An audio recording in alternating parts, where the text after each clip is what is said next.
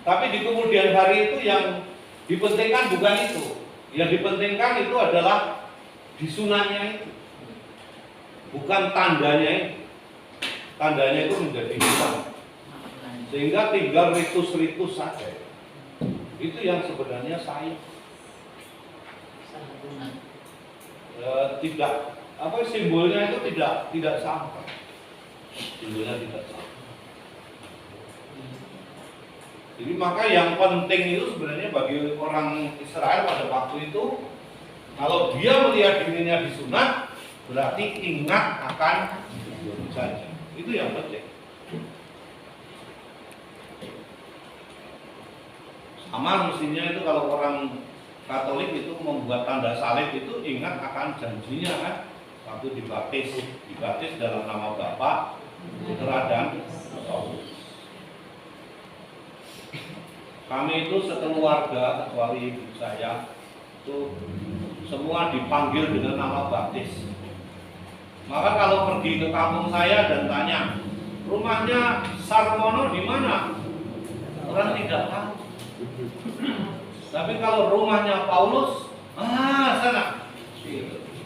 Rumahnya Lukas, rumahnya Kubus, nah, bapak saya Bapak Kubus, itu tahu. Tapi kalau tanya Sarmono, siapa ya Sarmono itu? Enggak ada, karena semua kami memakai nama baptis dalam sebutan. Apalagi bukan gaya kuku, tahu dia. Sudah tahu. Romo, di sini tadi berarti ketika Ismail sudah besar, si Ishak belum lahir berarti? Ya, belum. Ishak itu lahir di kemudian hari. Berarti lebih tua lah berarti ya?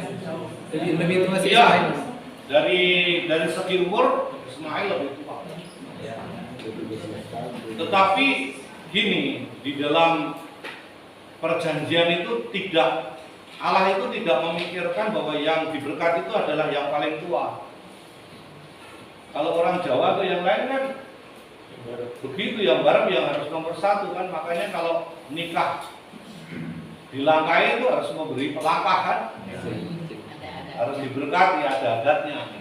Tapi mau cerita yang siapa yang ada bulunya yang? Ya itu, nanti kan itu menunjukkan bahwa tidak harus yang tua yang menjadi nomor satu itu. Dalam Tuhan itu berbeda, terserah Tuhan itu bebas. Nanti kita akan ketemu dengan Yakub. Ya, Esau. Maka Esau nanti kan kehilangan berkatnya. Iya. Yang diberkati adalah Yakub. Yakub adik.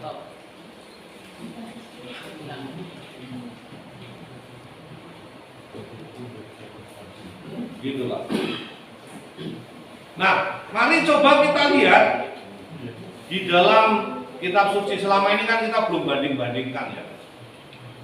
Sekarang mari coba kita lihat di tempat lain sunat itu seperti apa. Nah, misalnya ini di dalam Injil Yohanes bab 7 ayat 22. Di sana ditemukan kata-katanya itu, jadi Musa menetapkan supaya kamu bersunat.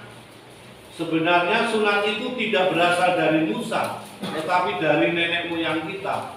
Dan kamu menyunat orang pada hari Sabat.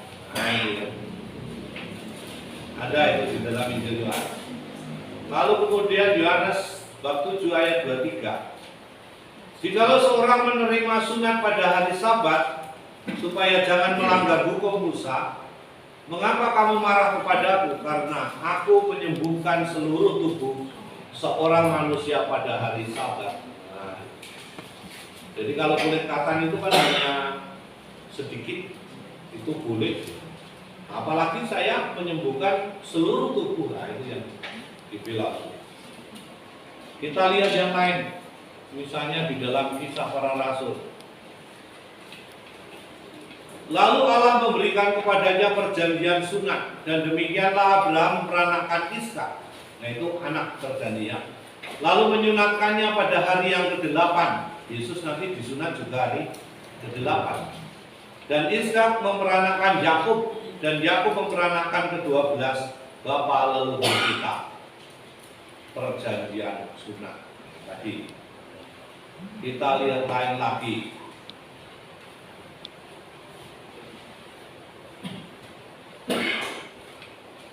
Sunat memang ada gunanya jika engkau mentaati hukum Taurat, tetapi jika engkau melanggar hukum Taurat, maka sunatmu itu tidak ada lagi gunanya.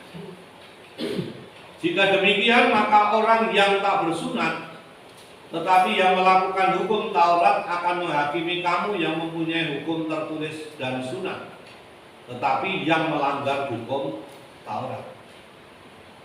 Sebab yang disebut Yahudi bukanlah orang-orang yang lahiriah Yahudi, dan yang disebut sunat bukanlah sunat yang dilangsungkan secara lahiriah. Nah, itu Rasul Paulus. Tetapi orang Yahudi sejati ialah dia yang tidak nampak keyahudiannya, dan sunat ialah sunat di dalam hati secara rohani, bukan secara hurufiah. Maka pujian baginya datang bukan dari manusia, melainkan dari Allah. Itu di Roma. Kita lihat di tempat lain, Roma juga. Dan tanda sunat itu diterimanya sebagai meterai kebenaran berdasarkan iman yang ditunjukkannya sebelum ia bersunat. Demikianlah ia dapat menjadi bapa semua orang yang percaya yang tak bersunat, supaya kebenaran diperhitungkan kepada mereka. Itu Rasul Santo Paulus. Rasul Santo Paulus di tempat lain juga mengatakan ini. Nah, ini. Kalau seorang dipanggil dalam keadaan bersunat, janganlah ia berusaha meniadakan tanda-tanda sunat itu. Dan kalau seorang dipanggil dalam keadaan tidak bersunat, janganlah ia mau bersunat. Nah. Karena itu ingatlah bahwa dahulu kamu sebagai orang-orang bukan Yahudi menurut daging, yang disebut orang-orang tak bersunat oleh mereka yang menamakan dirinya sunat, yaitu sunat lahiriah yang dikerjakan oleh tangan manusia. Nah, ini yang ditegaskan oleh Rasul Santo Paulus. Dalam dia kamu telah disunat, bukan dengan sunat yang dilakukan oleh manusia, tetapi dengan sunat Kristus yang terdiri dari penanggalan akan tubuh yang berdosa. Nah, itu sangat jelas. Jadi kita semua itu sudah disunat karena apa? Karena Kristus yang telah menanggalkan manusia lama, manusia berdosa, dan membawa kita kepada manusia baru. Nah, itu Bapak Ibu. Itu bisa dicari di dalam ayat-ayat. Sehingga dari sini menjadi sangat jelas lah, yang ditekankan itu bukan sunat lahiriah, tetapi adalah sunat rohaniah atau batin. Dan kita semua telah disunat oleh siapa? Yesus. Apakah masih ada pertanyaan berkaitan dengan itu? Supaya tidak Pak. Kalau Yesus tadi dikatakan bahwa Yesus umur 8 hari sudah sunat. Ya. Apakah Yesus itu sunat yang tadi fisik atau sunat hanya mentaati tradisi Yahudi? Sunatnya sunat fisik karena ibunya dan bapaknya adalah seorang Yahudi. Jadi pasti dia taat kepada hukum Yahudi, maka Yesus disunatkan pada hari yang ke-8 dan memberi nama Yesus. Itu Pak. Persoalannya di sana. Kalau di Indonesia ini sunat apa benar-benar tradisi Indonesia atau tadi dikatakan tidak ada kaitannya dengan agama Yahudi? Ya, jadi kalau orang Katolik ya sekarang sunat itu untuk apa ya? Untuk kesehatan. Kalau sunat jasmani itu untuk kesehatan. Karena kita semua setelah lahir cenger gitu ya, dibaptis bayi, berarti sudah disunat di dalam Kristus. Secara rohani ya. Berarti niat kita itu, kita sudah ditebus, gitu Pak. Ya. Jadi nggak usah ragu-ragu ya.